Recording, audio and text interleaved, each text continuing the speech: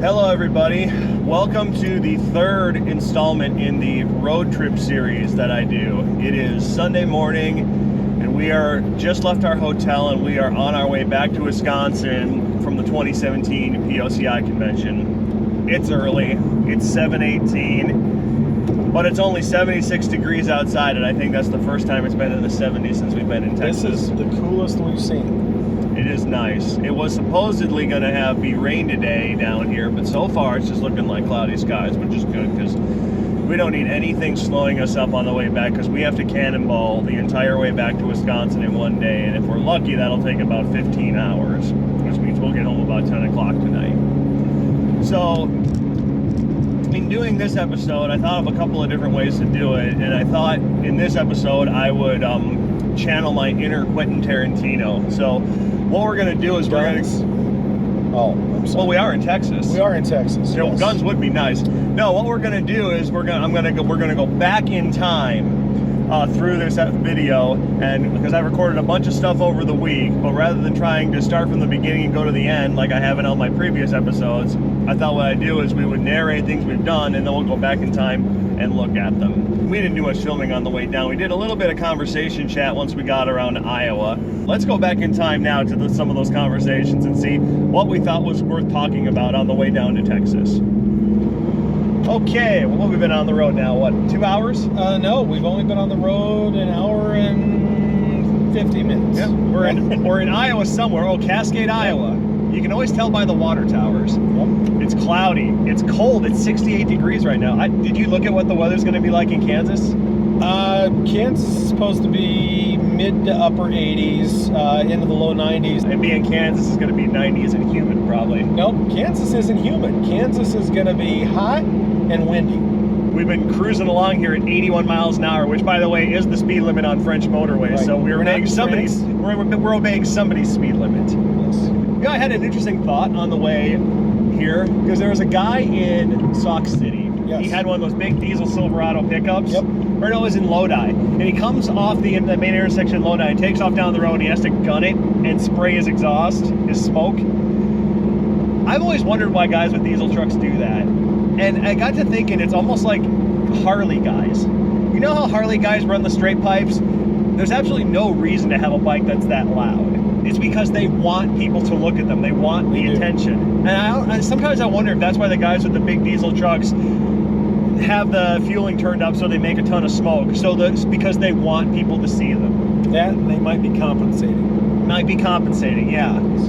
Because having a 10-foot tall truck with 37-inch tires on it and a 1-foot lift kit isn't enough. I mean, no one's ever going to see you if you do that. I mean, people might not notice you in their blind spot. We get a little smoke and a 5-inch exhaust going. Oh yeah, that's it. People get attention. Dyersville. You know, Dyersville is actually where the Field of Dreams field is.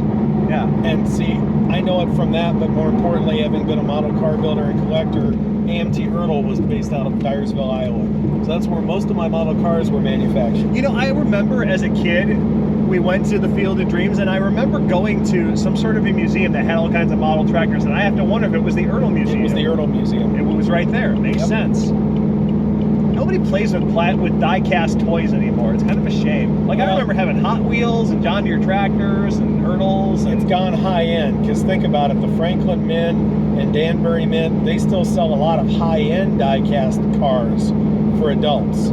There's not a lot of kid die-cast anymore. Why is it that the adults are now the ones playing with the model trains, and they don't play with the John Deere tractors, they just collect them and put them in clear boxes? But because they have money. I know, but why? But they're toys. They're meant to be played with. It's like the debate we have all the time. Why would somebody buy a $40,000 GXP or an SS and then lock it away and never drive it? These cars are meant to be driven. Why would you do that? Absolutely are.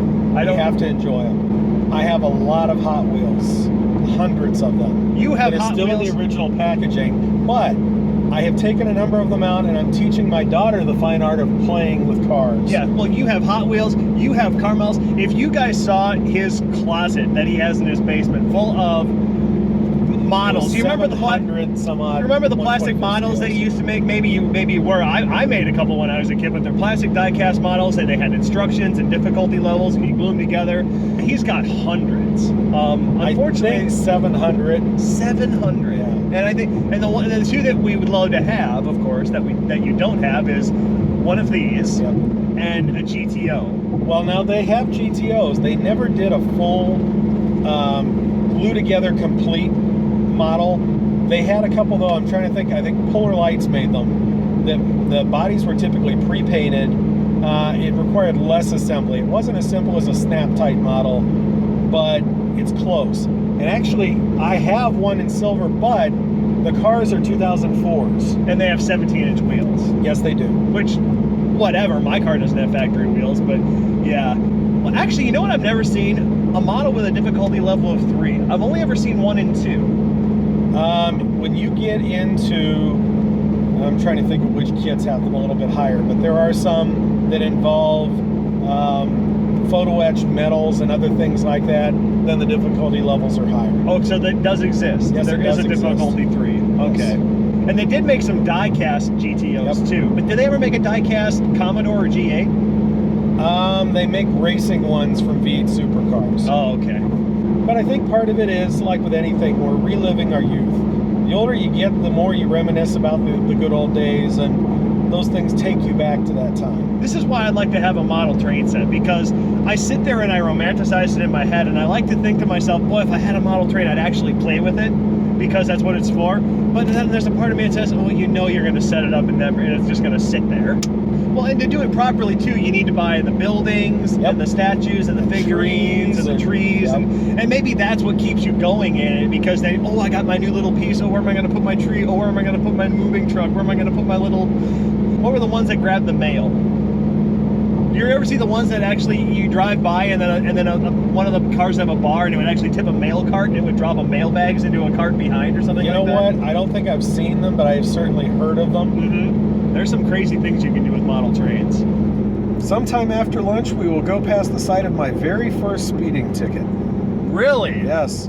Within a week of getting my driver's license, we were driving from Wichita to Madison. My dad never bothered to tell me that the Bonneville speedometer was off by 10% because we put a turbo 400 transmission in it. We'd done some other things, so it was not accurate.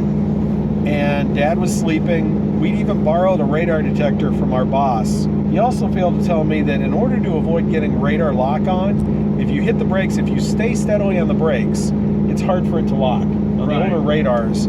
So when I heard it, I hit the brakes initially, but then briefly let off before I got back on.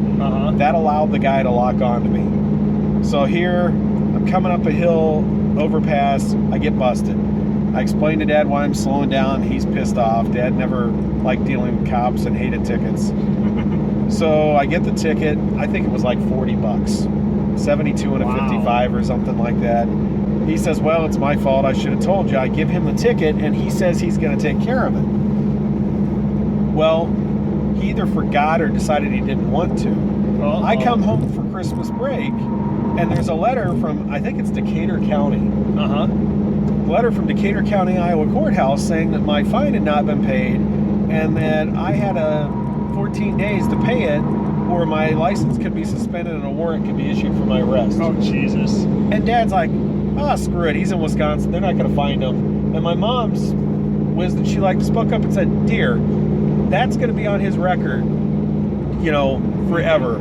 Pay the damn ticket and get it behind him. My license was suspended for the same reason for 2 days. Once, back in my 20s. So back in my younger and more rebellious days, I used to want to try to fight tickets. So I always went to traffic court. And one time, I was so PO'd at this ticket. I was in this tiny little unincorporated town, coming down this hill on the backside of town that I'd come down 100 times before, and just happened that one day, sitting at the end of the street by the post office, was this cop, and he caught me coming down the hill, like 50 something, and it switches to a 35, and I was coming down the hill, so I wasn't slowing down. Well, he pulls me over, gives me a ticket. Well, for whatever reason, I said, I'm going to fight this. I'm going to take this to court. I started digging into it, and I look at the actual statute that he wrote on the ticket that I violated, and he wrote down that I was speeding in an alley. and it wasn't an alley. It was a 2-lane country road. So I said, he's charged me, falsely charged me with a crime. So I'm going to take this to court. I'm going to plead not guilty. So I took it to traffic court, and I'm trying to explain to the judge in traffic court as best I can, because I'm like 22 or 23, that he wrote this wrong. And then the prosecuting attorney just says, oh, we'll just change the fine then. I'm like, you can't do that. You can't just charge me with a different crime here in court. But I was like, well, that's just what we're going to do. At that point, I was supposed to pay it, and I forgot to pay it. I got a letter in the mail that they suspended my license, like, oh, crap. So I go in and pay the ticket, and then my license gets reinstated. But for 2 days, my license was suspended, and that will always be on my record.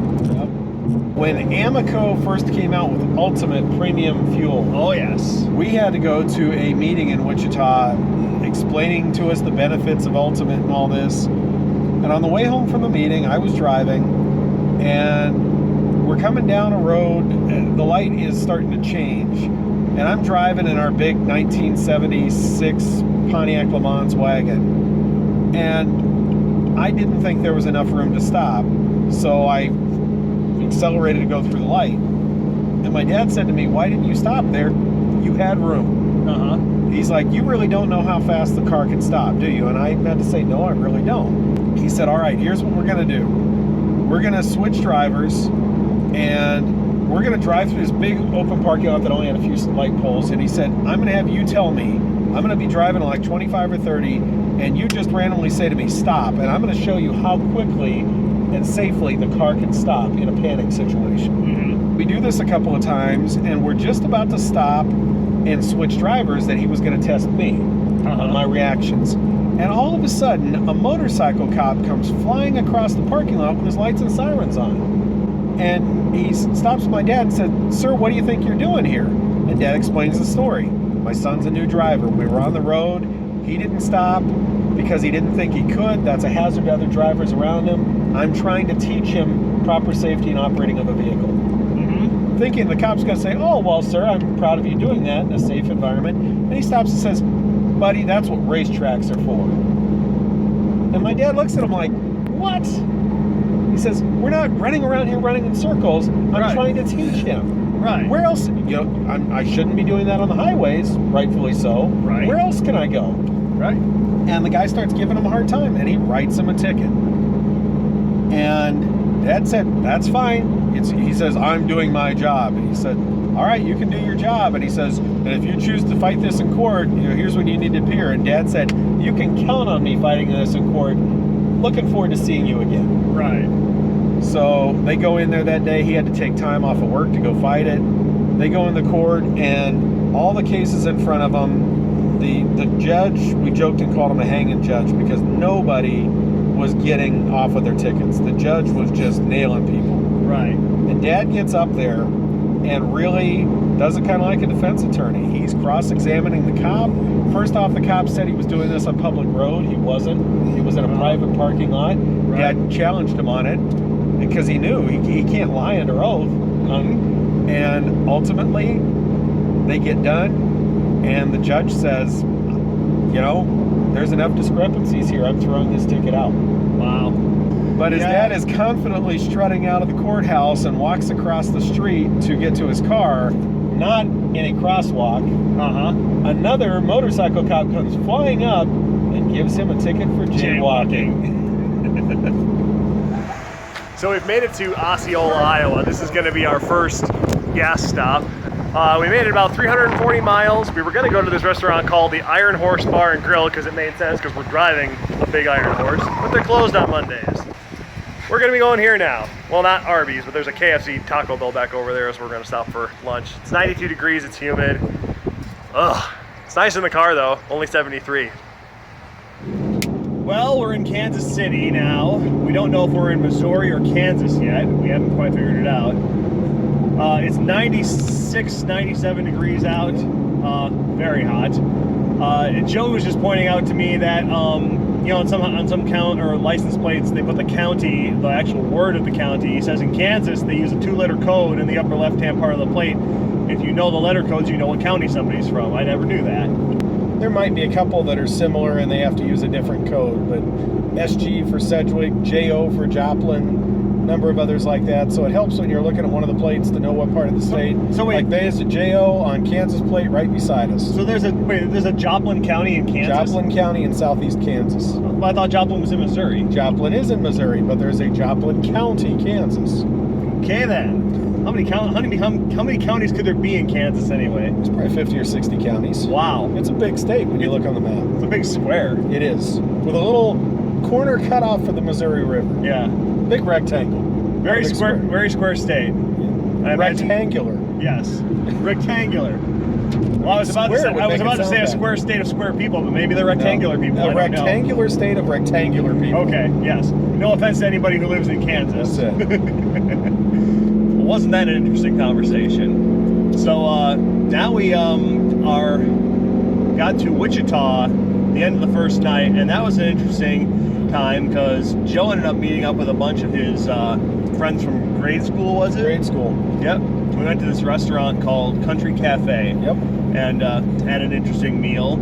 And then afterward, we were going to have like a little mini meetup, kind of similar to what we did at Texas Speedway. But only one person showed up. It was a mini meetup. Oh, yeah. But what we lacked in quantity, we made up for in quality. That's right, because we had 2 GXPs in one place, and outside of a Pontiac Adventures meet or a Pontiac meet, that doesn't happen often. So then we found ourselves a hotel in Wichita, and then the next day, finished the drive down here, which was fairly uneventful, but there was some interesting things. I filmed on Instagram a little bit. I remember there was a trailer with a couple of cool cars on it that were really oddly shaped that we drove by. There's no badge, but I can swear that's a Fairmont. Yep. We're in Oklahoma right now, and we're passing what looks like an old Ford Fairmont, a Futura, and a Nash Metropolitan on a trailer. And yes, that is the most exciting thing we've seen in the last hour. The coolest thing on the way down there was completely unexpected. We were driving to the track. We were probably about a half hour away, and we come over this hill, and Joe looks to the right and he says, "Hey, a drag strip." And I look to the right and I see this North Star Dragway, which is the same dragway that should be right next to CTC Auto Ranch, which is where the Roadkill Boys went in episode 11 of their show. And we got in there, and the gentleman they spoke to at the Auto Ranch, Alan, still works there. He took us around the yard on a golf cart. Joe had held the hope that maybe we could find a 75 Grand Le Mans in the back in the yard somewhere, because he needs parts for a car that his father's got to get it back on the road. Unfortunately, we didn't find any. But Joe and I found some, but we didn't find usable ones. We didn't find usable parts, that's true. But then after that, he said, explore the yard all you want, which we did. And Joe and I walked around the yard looking at all the old Pontiacs, which was very cool. But there was old Saabs and old Volvos, old everything back there. El Caminos to beat the band. And Rancheros even. And Rancheros, but there are plenty of good Pontiacs too. So that was a fun experience, and to just stumble upon that was awesome. So that was a good time. Now, do you know? Did GM just take the Holden Ute and bring it over here and put Chevy badge? This is an American design. The El Camino and the Ranchero are American designs, but the Ute was created in Australia. They saw a need for a utility. They came up with it. Well, GM probably was a little inspired by that. And then we also got GMC pickup, which is a sister truck, I guess. More GMC pickups. So this is what I was telling you. Remember how I was telling you that GM did big block V6s? Yeah. That's the kind of truck that'd have it right there, and it'd have like a 307 or a 320, 330 or a 351 cubic inch, or they even did a 400 cubic inch V6. Wow.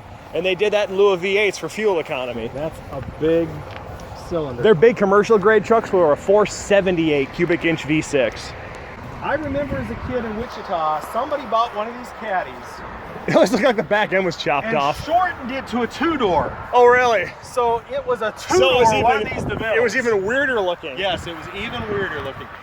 Trans Am down here, 79. Oh, yes. That's probably an Olds powered car because it says 6.6 liters, so not TA66.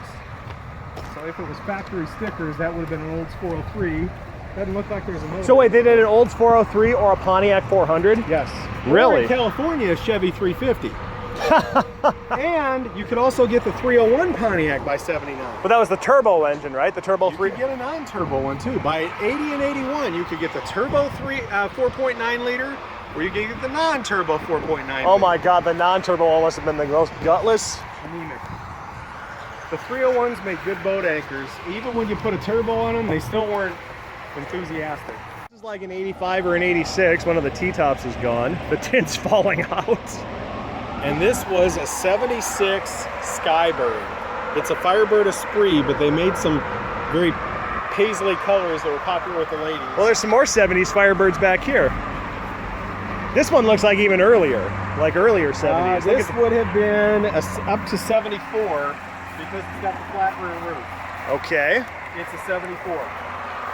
See that GMC truck down there? Yes. That's the kind of thing that would have had the 478 cubic. We got back into the shark fender. That's the kind of thing that would have had the 478 cubic inch V6. There you go. There it is.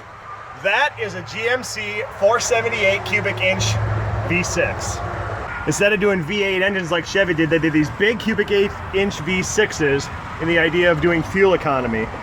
At least I want to believe this is a 478 because it's in a 4000 series pickup. It could be a 401. I doubt it's a 350 though. But that's a big block V6. And we got into our hotel, and that first night, we went to the host hotel and nothing was really set up yet. And then Wednesday we did go to the track, and they were already pulling cars in a little bit, and some of the cars were starting to show up because the big car show wasn't until Saturday, so you weren't required to really have your car there yet. But we got introduced to Texas Motor Speedway, which is a huge facility. It probably sits on a piece of land that's probably 3 miles square by 3 miles square. Yeah. It's huge. Our show was taking place inside the track, inside the facility. The garages that the specialty cars, the points judge cars were in, were the NASCAR garages, where the NASCAR boys park the stock cars and work on them. And then what was really cool, on Wednesday night, we got the opportunity to go out on that track. We got to do parade laps, sort of. We were supposed to go no faster than 70, but I don't think there was a person there that abided by that rule. We live streamed it when we did it, but I'll cut back to some footage of it here just to give you a little flavor of it. So here's us going around Texas Motor Speedway with Joe at the wheel. And apparently what we're being told is that not a lot of people are putting GoPros on their cars, which is weird, because normally people would want to film something You'd like want to this. document something. When's the next time you're going to get to race on a NASCAR Super Speedway? Well, not racing. Well, I stand corrected. This is not racing. This is driving our vehicle in a parade lap following a pace car, but on a NASCAR Super Speedway. Now, one good thing, it is a Chevy SS pace car. Yes, which it is. Cool. However, we're being paced at 70 miles an hour, and we made the observation to some of the people at POCI, you know there's faster speed limits on the public roads in Texas, but they didn't seem to be interested in hearing that. So this will sort of be like how the Nürburgring has their days when it's a public toll road. This is sort of the same thing. I'm fairly confident this will be nothing like the Nürburgring. No, it'll absolutely be nothing like the Nürburgring, I know. For one thing, we don't have to pay, and for one thing, we have 143 fewer corners to worry about. That's a good point. Here we There's go. the pace car. Okay, here we go.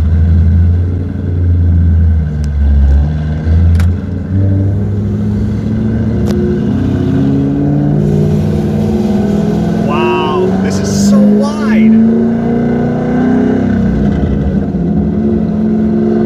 I'm going to be curious if you have to turn right to go left here, because wow. I'm going to hold the camera for what I think is straight for this lap, and then the next lap I'll try to turn it to what I think is level. Are you having to turn at all? I'm having to turn right. You're having to turn right to go left, and you're not drifting. No, that's wheel not turn. Wow. This is nuts. I'm turning to right to go left. This would be a good hard walk up this hill. This turn. Well, I assume once we get everybody on, we'll get up to pace speed here. We're only doing 25 to 30 right now. Now, I was surprised to find out that even the straightaways have 5 degrees of banking. And I was making the point earlier, it's like, well, the cars are designed to only turn left, and now you're putting them on a 5-degree angle where they're still going to be forced to turn left, so now you got to turn right. But when I go back and look at when Top Gear, Hammond came here and raced the Texas Motor Speedway, the petty car, he was having to turn right to go straight against the wall. Now I understand why. Oh, here we go. Now we're picking up some speed.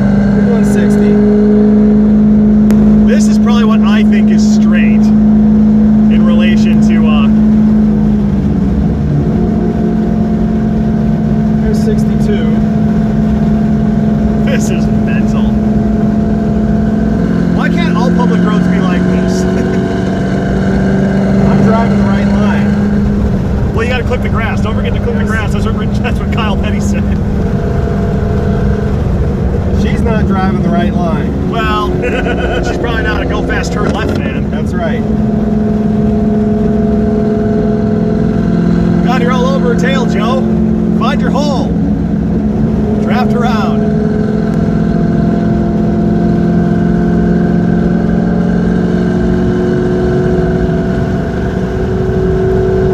We're doing almost 70.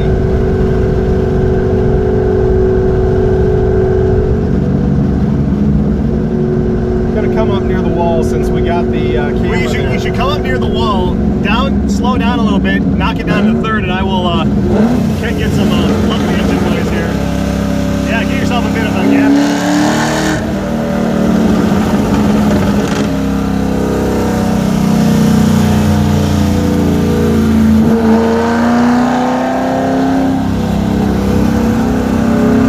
Yeah, I want to hear that echoing off the walls here. That's awesome.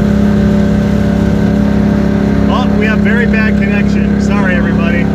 I guess on this end of the speedway, it's not so good.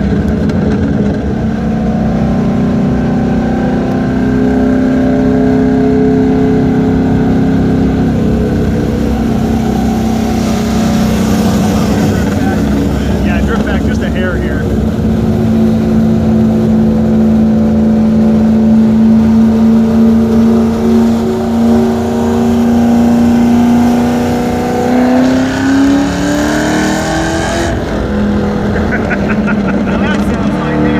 That's NASCAR, baby. That is go fast, turn left.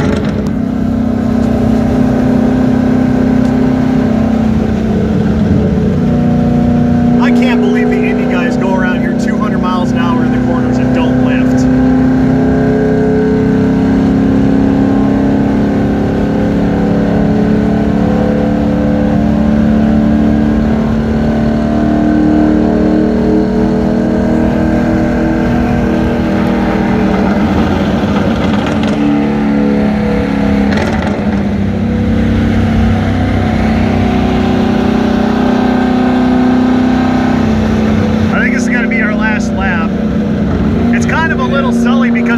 Pickup trucks running like over there. They just let anybody bring anything on that they brought, which I think's a little ruins it. Okay, we're pulling off now. By the way, all the pace cars they have here are Chevy SS's. That's pretty cool. We got a picture with all of them together last night.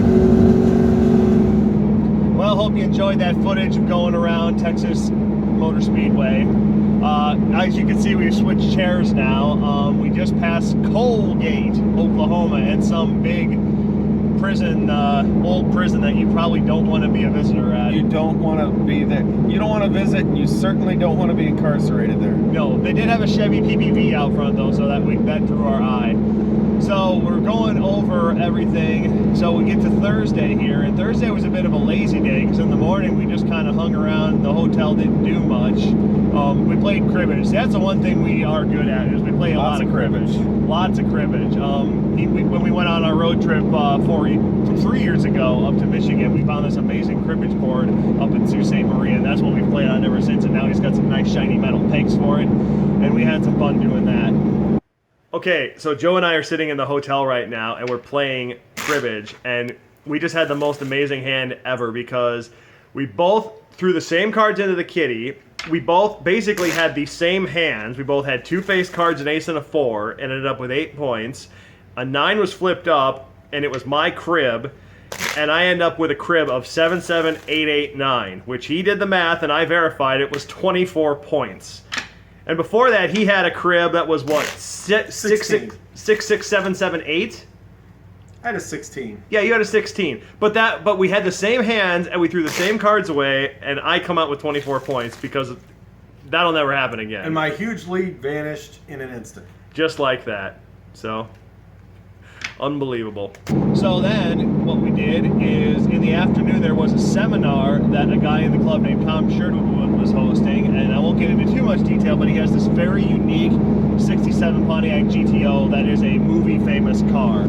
And I'll leave it at that because you're going to see a full story and episode on Josh's Car Corner of that car, because it is that cool, and I felt it deserved its own entire episode. So we did that seminar, took about 2 hours, and then we just and that wasn't enough. No, that seminar could have lasted twice as long. Well, one, because he loves talking about that car so much and the story, and two, we loved hearing it. Yeah. And 2 hours flew by like that. Yeah. So yeah, we hung around the hotel a little bit, and then that night was the big banquet when that's a chapter night banquet. It was a chapter night banquet. So then we're not giving out awards yet because we haven't done the car show yet, but we are giving out recognitions to all the chapters and the clubs. And for me personally, that wasn't as engaging and very exciting, because they're talking about things. I'm not a POCI member, so they're talking about things I don't really know anything about. They're giving out awards to chapters. 2 things piqued my interest that came out of that. One, when they mentioned Chris Wackel's name, because he's a good friend of ours, and he is the,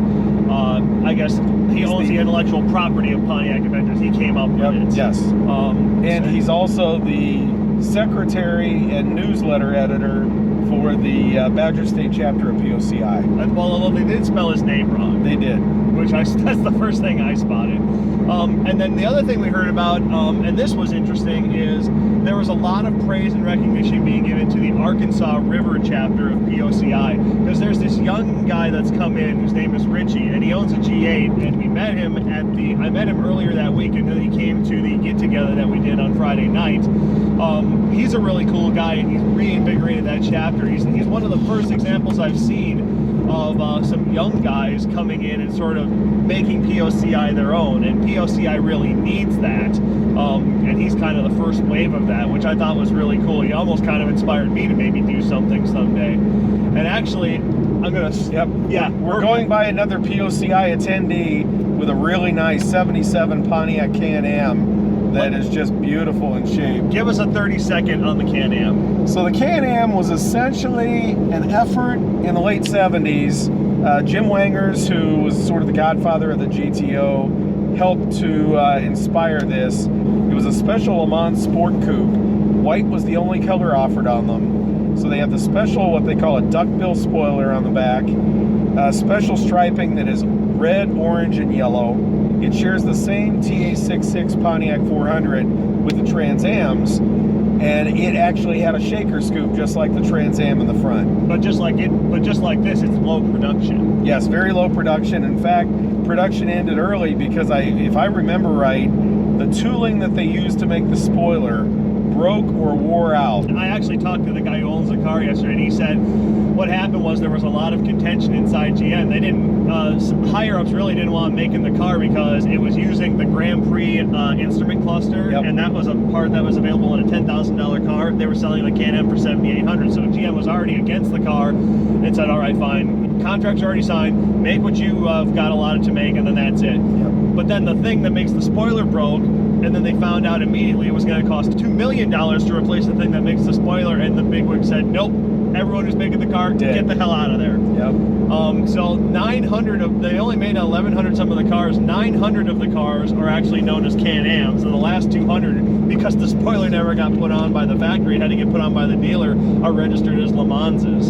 So they're an incredibly rare car, and he says there's only 299 left, which I don't know how you get such an exact number, but if that's true, then it's rarer than the GXP by a long way. My gut would tell me that there's a higher percentage than that, just because there are people that want those cars. Well, yeah, and it's not the first time I've seen one either. If they're that rare, then it's like you said, they either travel to shows really well, or there are more than we think. So anyway, getting back to the topic at hand. So yeah, we did the banquet on Thursday night, and then Friday, we were supposed to go on this Road Warriors cruise. It was set up by POCI, and it ended up having like 40 or 50 cars on the cruise. Not the best organization, and not the best, it kind of comes down to whoever was leading it, and I don't know his name, but he kind of didn't wait for everybody, and we all got broken up. We ended up getting on I-35, which broke us up even more. Like there was a group of people in front of us that didn't know where to go, and apparently one of them got off, and a bunch of people followed from behind us, and they ended up going back to the hotel because they got lost. Some people took a shortcut. Some people took the way we took. It was a kind of a mess, but we ended up at this yesteryear 50s diner that they took us to in Bridgeport, which was actually a pretty cool place. The girls are walking around in hoop skirts with the fluffy kind of rag in their hair. Classic 50s fare. I mean, it's all Elvis, it's all 50s movies and 60s stuff, but it was a cool place to go and eat. Then we did Friday night after we went to dinner, we did the first ever Josh's Car Corner get together at the gift shop parking lot at Texas Motor Speedway. And I was talking to people all over the event that had GTOs and G8s, hoping they would show up. And I don't know, I talked to about 6 or 7 people at the event. These 2 guys we ran into had SSs that showed up. They're from Dallas, Oakland, and they said they'd get the word out to all the boards out there and see if they could get some extra people to show up. And I don't know, I was conservatively expecting 5, 6 people to show up. I think we ended up having 15 cars there total. And we just hung out for, God, 3 hours. Yeah. Till almost 11 o'clock, hanging out, talking to people, looking at cars. And as a matter of fact, I will show you that video of walking around, talking to everybody. We asked everybody to stand by their cars just so we can do a little brief how do you do with everybody. And you can see that right now. Okay, it's Friday night here at Texas Motor Speedway, and the Josh's Car Corner Holden meet is kicking off, and I am blown away by how many cars we've got out here. We've got, by my count, 14 different cars here. SS's, G8s, GTOs, a lot of guys local from Fort Worth who weren't even here at the POCI meet. So we're just gonna walk around by everybody just so we can put a name to a face and we can see who everyone is that's here. What's your name, sir? I don't think I've met you yet. I'm Judd, here from town. Here from town? Yeah. I love your SS. What year is it? 17, manual. That's all you need to know, right? That is all we need to know. That's awesome. And then you're Justin. Justin, yes. All right, and you've got is this an 08 or 09? 09. 09 GT, and you've got 155,000 miles. 152, yep. 152. Oh yeah. I love it. Still going strong. I love it. You drive it and keep it clean. Oh, yeah. And who are you, sir? Scott. Scott. Grandson Tristan. All right, did you guys come from Alabama? Because I noticed you have an Alabama plate. That's awesome. Have you been enjoying POCI? Oh yeah. Apps. Thank you very much for bringing your car. Who are you, sir? Schwid. Schwid, good to meet you. And what have we got here? It's a 16 SS. Okay.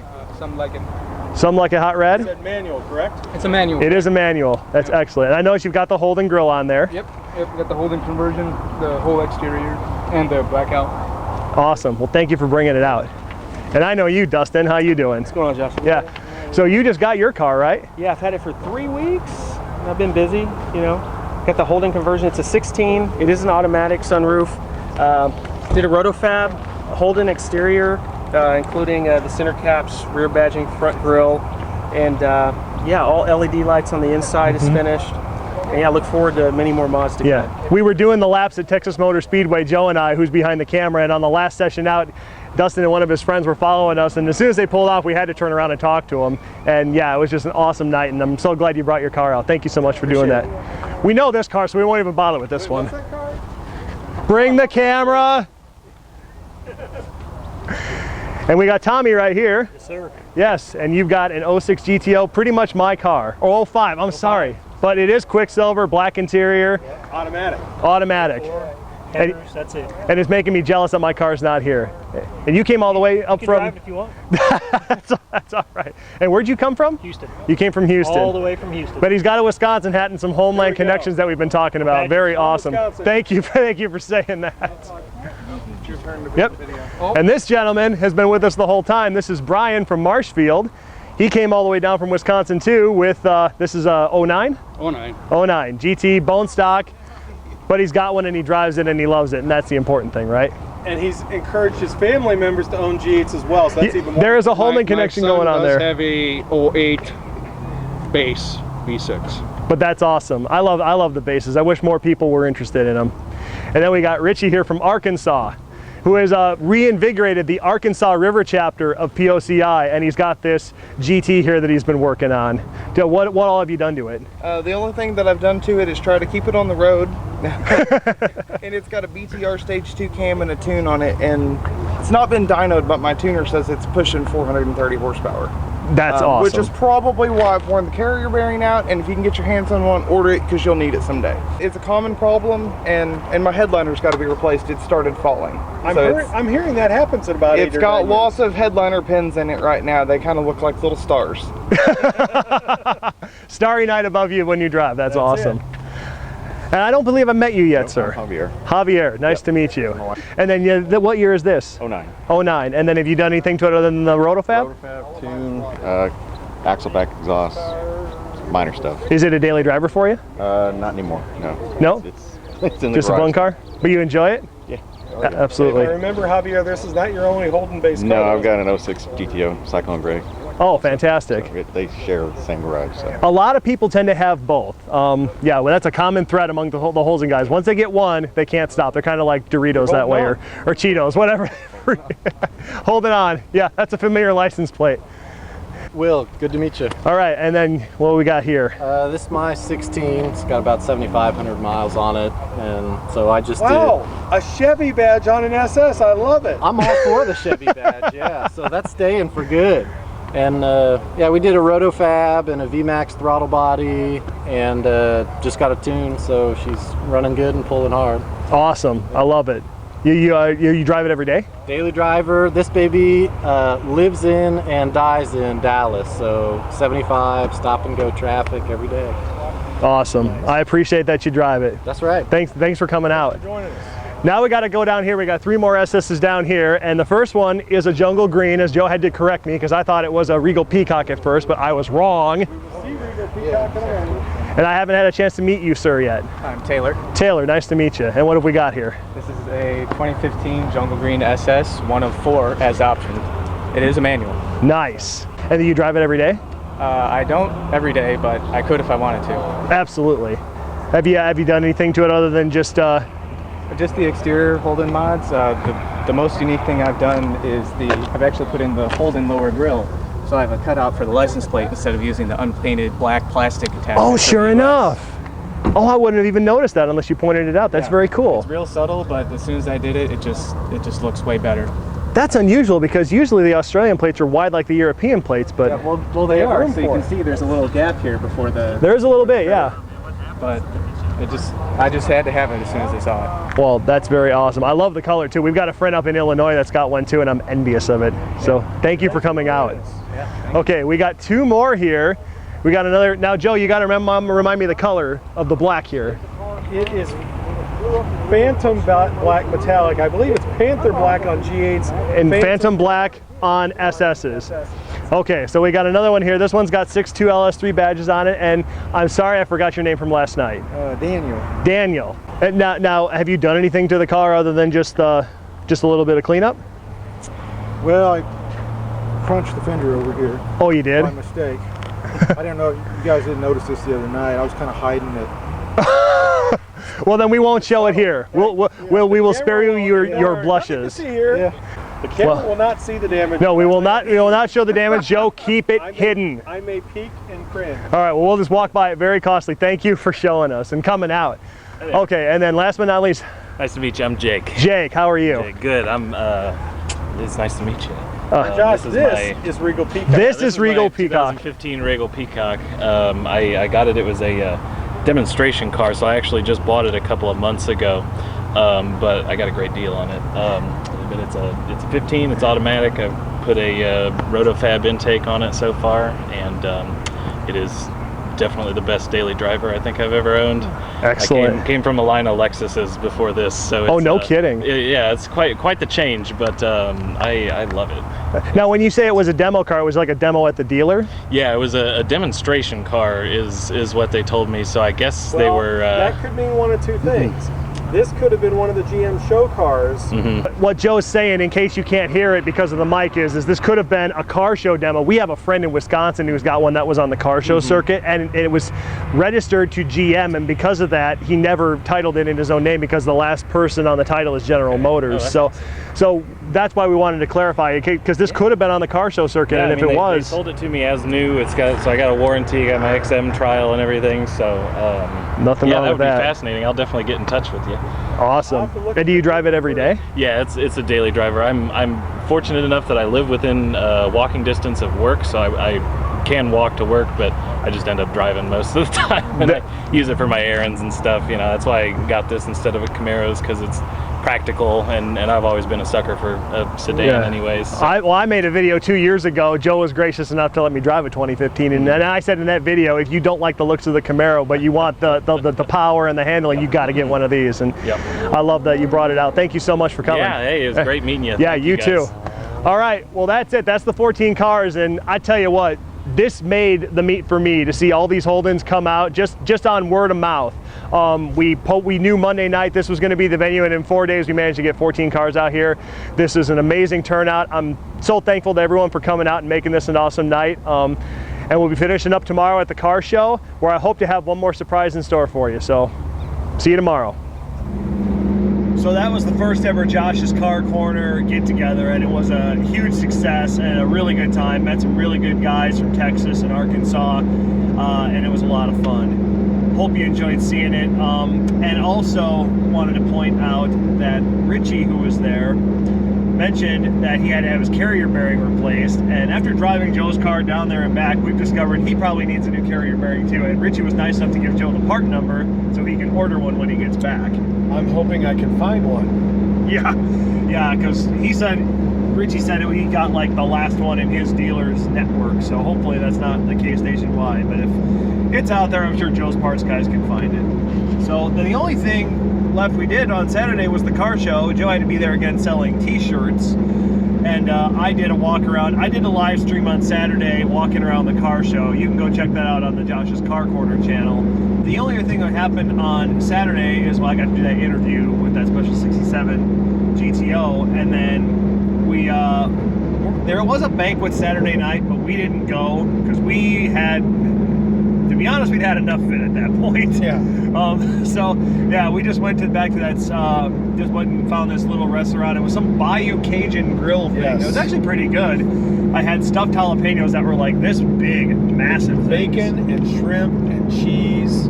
There were giant shrimp sticking out of them. They were pretty good. And then I had fried catfish, and you had catfish and chips or something like that. Catfish and shrimp. Catfish and shrimp, and that was pretty good. It was like Bayou Jack's Cajun Grill or something like that. It was pretty good. It was rated number 6 best restaurant in Roanoke, Illinois.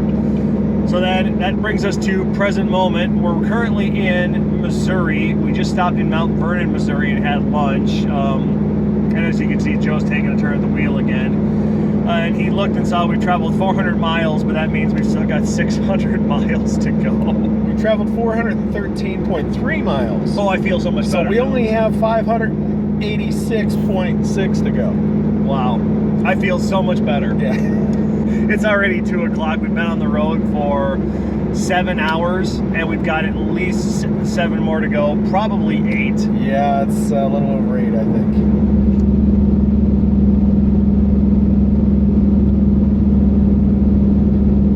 Okay, we're in Illinois. It is 8:19 p.m. We've been on the road now for 13 hours and 1 minute. 13 hours, thank you. 13 hours and 1 minute. We just stopped for dinner in Lincoln. Just grabbed a quick bite. And we're about 200 miles from home, but it's going to get dark before too long, and we won't be able to post anymore, and you'll be able to see it. So we're going to wrap things up here. So we'll see what happens when I harness my inner Tarantino here. So it was a fun trip. Let's do a takeaway. What was your favorite part of the vacation, the trip? Well, from a car perspective, I'm really glad that things turned out so good for the Josh's Car Corner Holden meet. First iteration of it. Oh, spare me my blushes. Well, that was fun. I also enjoyed getting a chance to catch up with some of my grade school classmates. You know, some of those folks I haven't seen in 33 years. So getting to see them and hear what's up with their lives was fun too. So I'd say that was the 2 biggest things. Well, that's good. Yeah, I think my favorite point was the going back to Texas, which not that I have a huge desire to go to Texas all the time, but it was fun to go back to the Fort Worth area and see Texas Motor Speedway, even though I'm not a very big NASCAR fan. I'm always a fan of racetracks, and it was fun to go around the track. Going to CTC Auto Ranch and making another roadkill connection was a blast. and meeting so many other G8 and Holden fans from down south. It was always fun to meet new people and share ideas. This is what you've done to your car, this is what I've done to mine. Oh, I think I might want to do this, and hey, what do you do with your car? And so that was a lot of fun. I'd love to say the bomb back and the drive home back is always fun, but this one's been a grind. Yeah. This is going to be the farthest I've ever driven in a day by about 100 miles, so this has been a long one, but at least there was someone to share the driving with, which That's helped. true. It makes it if we had done this the way we originally planned, bringing both cars and each of us driving the entire route. No. By the time I get home, I'm going to be ready to call it a night. Oh my God, am I? Well, if I can still get home today, Yes. I might not get home till tomorrow, and Well, into the early tomorrow, but still. Well, you'll be cutting it close. You won't be shutting your eyes until tomorrow, I bet. Yeah, no doubt. So I hope you've enjoyed this episode of Road Trip 3. Keep looking for new episodes of Josh's Car Corner. Before long, you will see the thing about the special car that I posted, or the special car that I shot at the POCI convention. And I'll be doing another episode on the GTO sooner than later. So keep looking for that. Thanks everyone who's watched so far. Thanks for following on Instagram this week. Thanks for watching the live streams if you did. And I'll try to keep up on that stuff because I found the live streaming to be a little bit fun. I might have to increase my data plan though, so I can do it a little more frequently. Thanks for watching. See you guys soon.